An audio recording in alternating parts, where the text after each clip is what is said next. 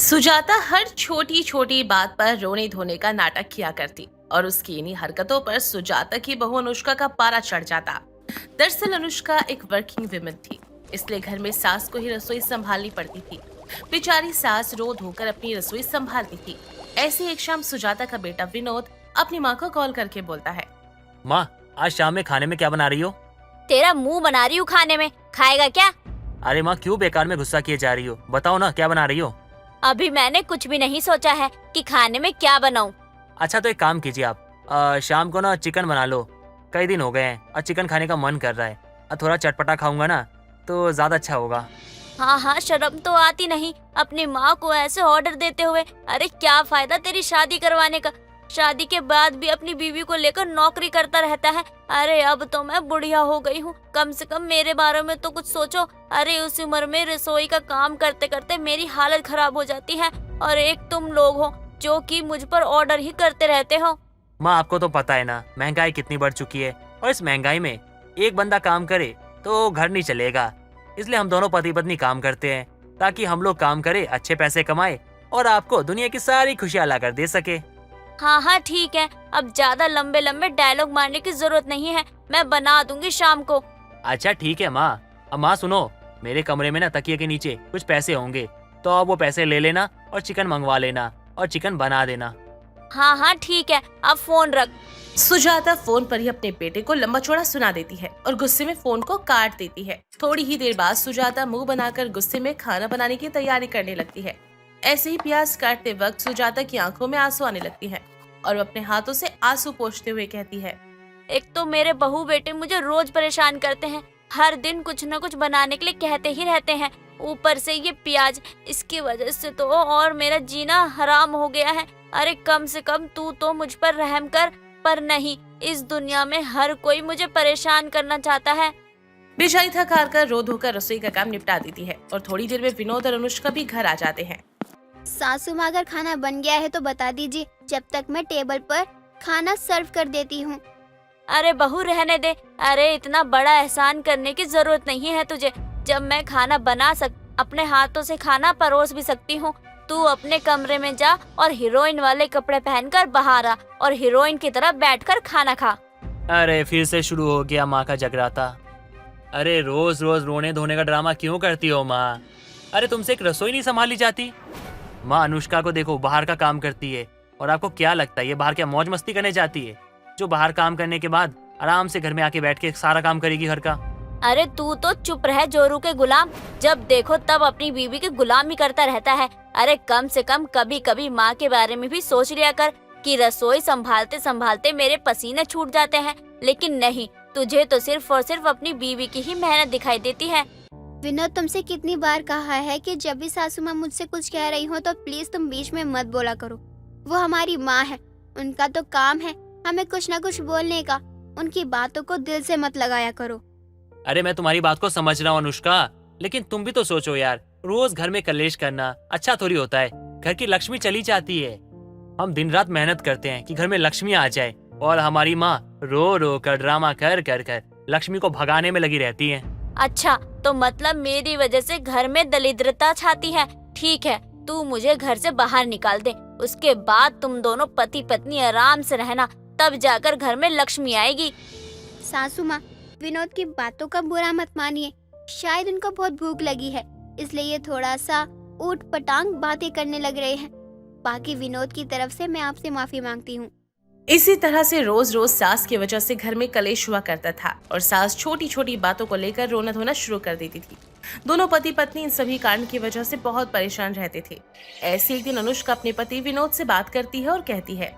देखो, मैं सोच रही थी आखिर ये सब कब तक चलता रहेगा।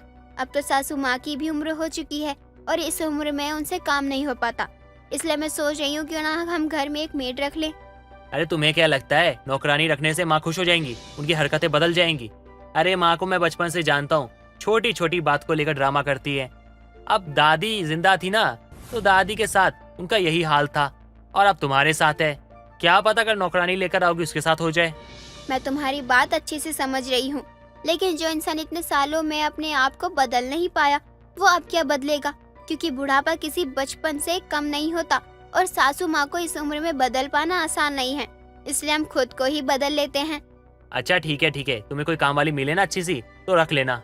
अनुष्का अपनी सास के लिए एक नौकरानी देखना शुरू करती है और देखते ही देखते लगभग 1 से 2 हफ्ते निकल जाते हैं, लेकिन अनुष्का को कोई भी ढंग की नौकरानी नहीं मिल रही थी। इसी बीच सास का रोना धोना और कलेश भी रोजाना बढ़ते ही जा रहे थे। ऐसे एक दिन विनोद अपनी पत्नी से बोलता है, क्या हुआ अनुष्का, कोई नौकरानी मिली? नौकरानी मिलने के लिए तो बहुत सारी मिल रही हैं, पर मुझे सासू माँ के लिए जिस हिसाब से नौकरानी चाहिए उस हिसाब से मुझे कोई मिल नहीं रही। तुम्हें कैसी चाहिए नौकरानी?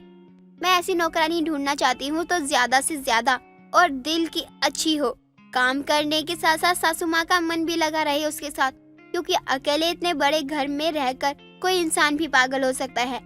बात तो तुम्हारी सही है। अच्छा, मैं तुम्हें बताना भूल गया था कि माँ का जन्मदिन है अगले हफ्ते और कई सालों से माँ का जन्मदिन सही से मनाया नहीं है, तो मैं सोच रहा था कि माँ के जन्मदिन में माँ को सरप्राइज दे दे क्या? अरे हाँ, तुम बिल्कुल सही कह रहे हो, और बर्थडे वाले दिन मैं सासू माँ को उनके लिए एक नौकरानी गिफ्ट कर दूं, कैसा रहेगा? ये तो बहुत अच्छा आइडिया है। चलो अब माँ के बर्थडे की तैयारी करते हैं।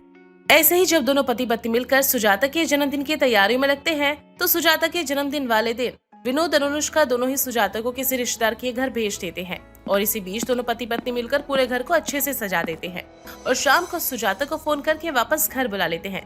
जैसे ही सुजाता घर आती है वो अपने बर्थडे का सरप्राइज पाकर बहुत खुश होती है। तभी अनुष्का अपनी सास को एक नौकरानी गिफ्ट करते हुए कहती है, सासू माँ, इनसे मिलो, इनका नाम है रानी और अब से ये आपके साथ पूरा टाइम घर में रहेंगी, क्योंकि इनको मैंने रसोई के काम के साथ साथ घर का पूरा काम करने के लिए नौकरी पर रख लिया है। अरे इतना सब कुछ मेरे लिए किया तूने? हाँ सासू माँ, ये जो कुछ भी हुआ है वो सब आपके लिए हुआ है। मैं जानती थी कि अकेले पूरे घर को संभालना आसान नहीं है, इसलिए मैंने आपके लिए ये नौकरानी रख ली है। अब से ये नौकरानी हमेशा आपके साथ रहेगी और शाम को तो मैं और विनोद काम से घर वापस आ ही जाएंगे और फिर हम साथ में मिलकर खूब मस्ती करेंगे। बहू, तूने मेरे बारे में इतना सोचा, मुझे तो यकीन ही नहीं हो रहा कि मेरी बहू मेरे से इतना प्यार करती है।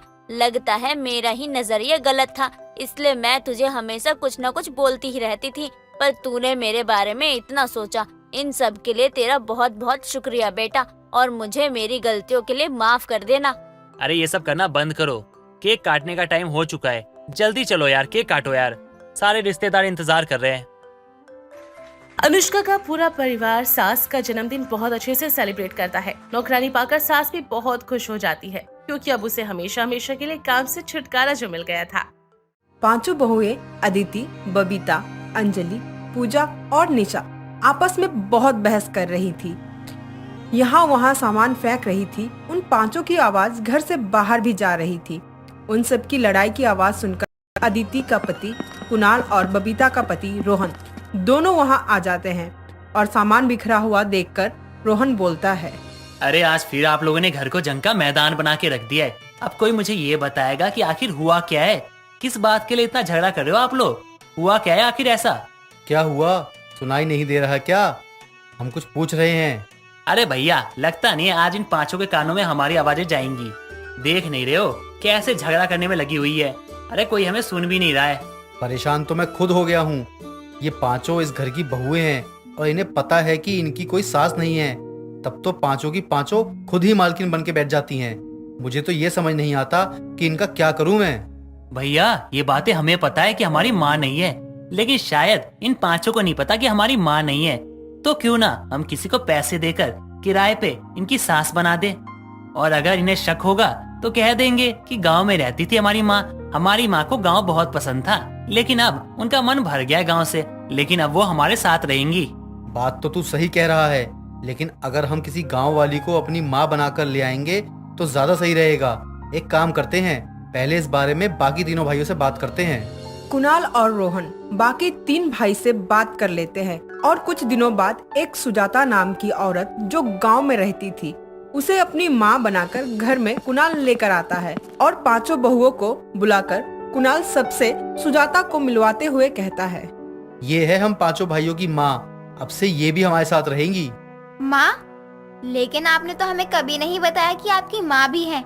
अचानक से माँ कहाँ से पैदा हो गई अब? अरे बताया नहीं से क्या मतलब? अरे हर किसी की माँ होती है, ठीक वैसे ही मैं अपने 5 रत्नों की माँ हूँ। तुम पांचों बहुरियों ने बहुत राज कर लिया है घर पर, लेकिन अब और नहीं। माँ जी, हमने कहाँ राज किया? आप क्या बोल रही हैं? हमें तो आपके आने से बहुत खुशी हुई है। अभी जैसे ये बड़ी बहू के कान पर अपना हाथ सेका है, ठीक वैसे ही तुमको भी चाहिए तो बताओ। नहीं नहीं, मैं तो बस बता रही थी, आपको जैसा ठीक लगे माँ जी। पांचों की पांचों निकम्मी है। मुझे गांव से यहाँ आए हुए इतना समय हो गया है, लेकिन किसी ने पानी का एक ग्लास तक नहीं पूछा। मेरी यही इज्जत है क्या इस घर के अंदर? माँ जी आप रुकिए, मैं आपके लिए बस अभी पानी लेकर आती हूँ। वैसे माँ जी, आप खाने में क्या खाओगी? हमें आपकी पसंद नापसंद पता नहीं है ना, तो बस इसलिए पूछ रहे हैं। आज आपकी पसंद का ही खाना बनाएंगे हम पांचों। हाँ, एक काम करो, धनिया पुदीने की चटनी बना लो और साथ में सब्जी, रोटी, दाल चावल और हाँ, चोखा भी रख देना। गुड़ का शरबत भी याद से बना देना, वो भी बहुत अच्छा होता है। ये माँ जी ने आज के लिए बताया कि खाना क्या बनाना है, या जब तक यहाँ रहेंगे तब तक अभी लिखवा रही है। इतना सारा खाना माँ जी अकेले खा लेंगी क्या? ए बोहरिया, हम यहाँ की कमजोर सास नहीं हूँ, बल्कि गांव की सास हूँ। जो भी खुसर पुसर हो रही है ना, एक बार में ही सबको सीधा कर दूंगी। फिर खुसर पुसर करने लायक ही नहीं बचोगी कोई। जाओ खाना बनाओ। अरे वाह, इन्होंने तो सच में कमाल कर दिया। पांचों तो इनसे डरने भी लगी हैं। अच्छा है, डर से ही सही, लेकिन अब पांचों की जुबान तो ज्यादा नहीं चलेगी ना। सुजाता के आने के बाद से तो मानो घर की हवा ही बदल गई हो।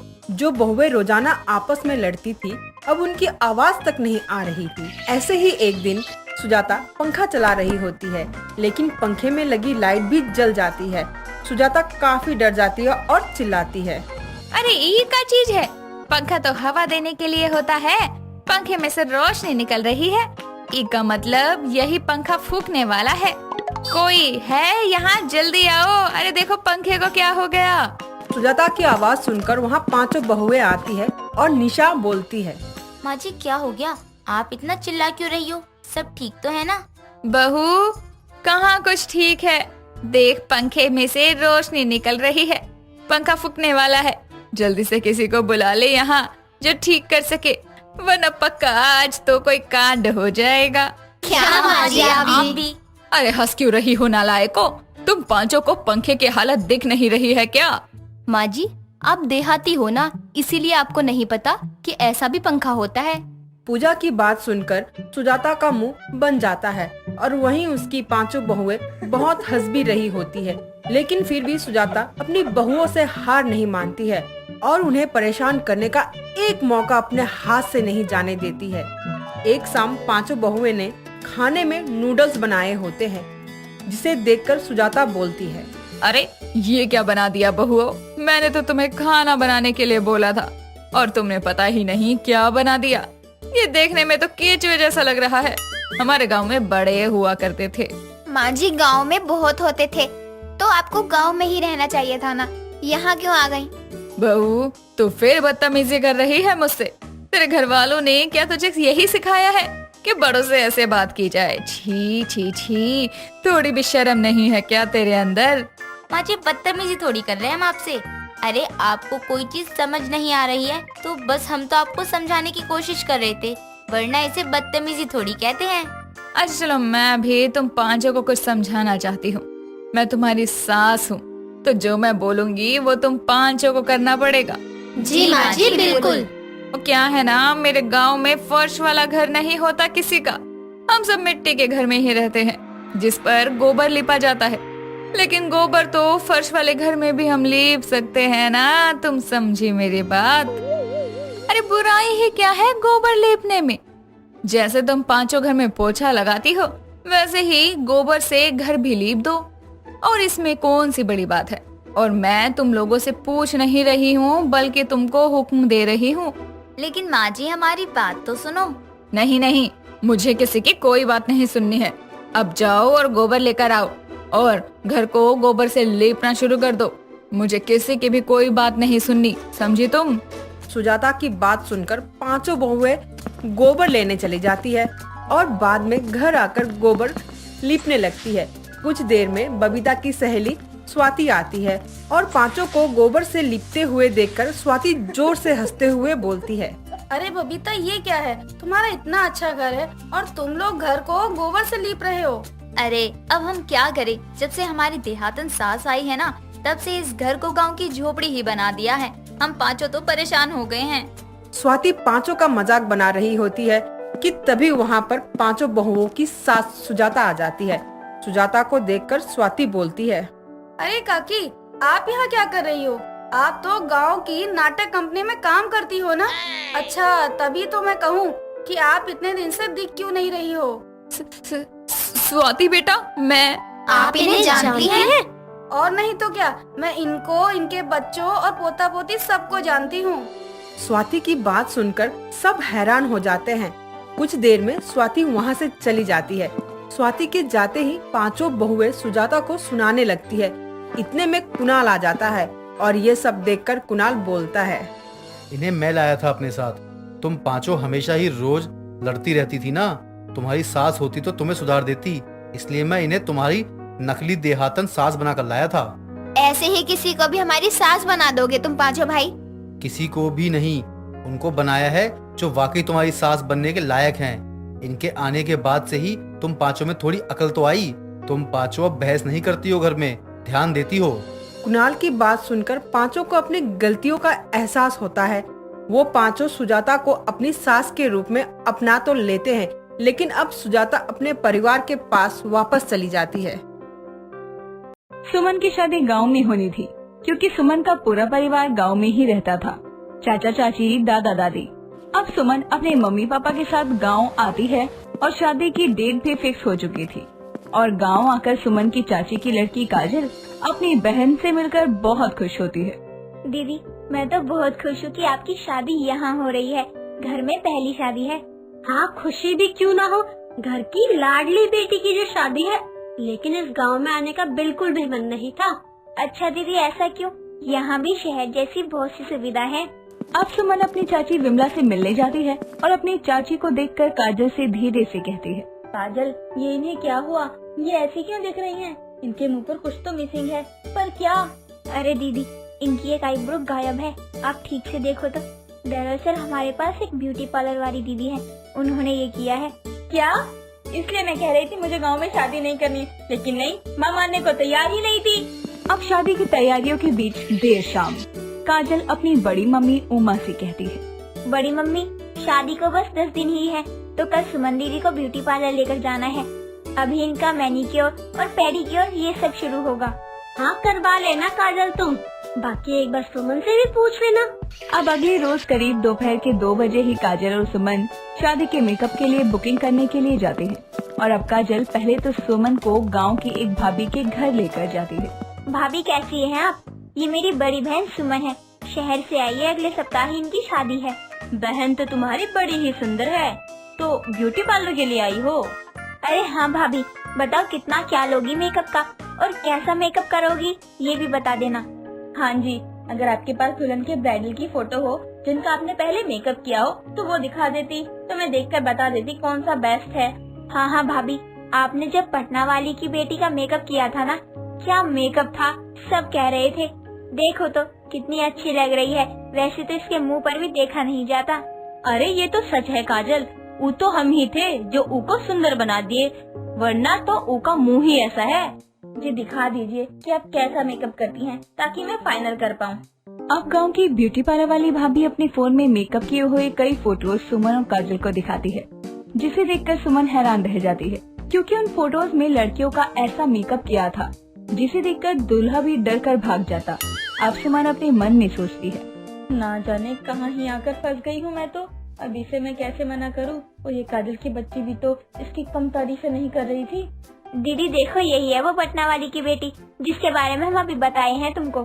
अरे वाह, सच में मेकअप तो बहुत अच्छा है।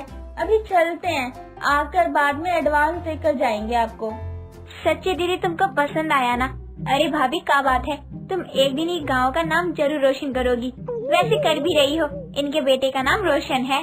तो कौन सा ब्राइडल करवाना है हमको बता दो, हम सामान मंगवा लेंगे और आते हुए हम आपको एडवांस देते हुए बता देंगे क्या करवाना है। अब जल्दी से सुमन और काजल वहाँ से निकलते हैं और सुमन वहाँ से निकलते ही काजल से कहती है, देख काजल, मुझे अपनी शादी में बहुत ही सुंदर दिखना है, दूसरी बात, शादी एक बार होती है और ये जो मेकअप दिखा रही थी ना, उस पर मुझे गुस्सा आ रहा था और हंसी भी। दीदी देखो, यहाँ ऐसा ही मेकअप किया जाता है, आपको एडजस्ट करना ही पड़ेगा। वैसे दीदी सच कहें तो यही मम्मी की आईब्रो उड़ाई थी। क्या? तो तुम मुझे इसके पास ले गई ताकि ये मेरे भी आईब्रो उड़ा दे? नहीं नहीं दीदी, हम सच कह रहे हैं। अपने सामने जो पटना वाली है, उसकी बेटी का मेकअप भी यही की थी। अब सुमन और काजल दूसरे ब्यूटी पार्लर वाले के पास जाते हैं, जो कि गांव से थोड़ी महंगी ब्यूटी पार्लर वाली थी। अब वहां पहुंचकर सुमन और काजल उसे शादी वाले दिन के लिए फाइनल करके आते हैं। ऐसे ही समय बीतता है, तभी काजल सुमन के पास आती है और सुमन से कहती है, दीदी अभी थोड़ा बहुत रस्म हो जाने दो, उसके बाद वो ब्यूटी पार्लर वाली आएगी। वैसे आपको कोई दिक्कत तो नहीं है ना उसके मेकअप से? पता नहीं कैसा मेकअप करेगी, फोटो तो उसने अच्छी दिखाई थी ब्राइडल की, बाकी अब मेकअप के बाद ही पता चल पाएगा कैसा होगा क्या होगा। अब सुबह से कई रस्मों के बाद ही देर शाम 5 बजे मेकअप वाली आ जाती है, जिसके बाद सुमन को तैयार किया जाने लगता है और ब्यूटी पार्लर वाली रिंकू सुमन का मेकअप कर रही थी। तभी उमा का आना होता है और वो पार्लर वाली रिंकू से कहती है, बेटा आप ही हो सुमन की मेकअप वाली? जी जी आंटी जी, हम ही हैं। क्या हुआ? बेटा मैं तो बस ये कहने आई थी कि जरा अच्छे से मेकअप करना, ये गांव के मेकअप से बहुत डरती है, कोई ढंग का मेकअप करता ही नहीं है। आंटी जी इस पूरे गांव की लड़कियों का शादी में मेकअप हम ही करते हैं और ऐसा गांव में हमसे अच्छा मेकअप ना शायद ही कोई करता होगा। करीब 1-2 घंटे बाद काजल अपनी बहन सुमन के पास आती है और रिंकू से कहती है, रिंकू दीदी, दीदी का मेकअप हो गया क्या? दरवाजे पर बारात आ गई है, जल्दी से करो जो भी करना है। अच्छा काजल सुन, तो मैं खुद को तो देख नहीं पा रही हूँ, लेकिन देखकर बता तू कि मैं कैसी लग रही हूँ। अरे दीदी अच्छी लग रही हो, अभी मेकअप सेट होने में 10-15 मिनट लगेगा। अब काजल वहाँ से इतना कहकर चली जाती है, लेकिन कुछ समय बाद ही उमा और काजल आते हैं सुमन को स्टेज पर ले जाने के लिए। और उमा सुमन को देखकर काजल से धीरे से कहती है, काजल ये क्या, इतना ओवर मेकअप? इसे बिना आईने में चेहरा दिखाए लेकर चलते हैं, वरना बवाल हो जाएगा। वहाँ लड़के वाले भी इंतजार कर रहे हैं। बड़ी मम्मी यहाँ का मेकअप तो आप भी जानती हैं और अब कुछ करना तो बेकार है। अब सुमन को स्टेज पर ले जाने के लिए कहा जाता है। तभी सुमन अपनी माँ से कहती है, माँ स्टेज पर ले जाने से पहले एक बार मेरा चेहरा दिखा देते, मैं कैसी लग रही हूँ? अच्छी लग रही है बेटी, और खुद की नजर ही खुद लग जाएगी। चल वहाँ लड़के वाले तेरा इंतजार कर रहे हैं। पक्का ना माँ, मैं अच्छी लग रही हूँ ना? मेरी बेटी तो बहुत ही सुंदर है, तू अच्छी लग रही है बेटी। अब सुमन जैसे ही स्टेज पर पहुँचती है, लड़के की माँ सुमन से कहती है, जी ये सुमन नहीं है, कहीं आपने सुमन को बदल तो नहीं दिया?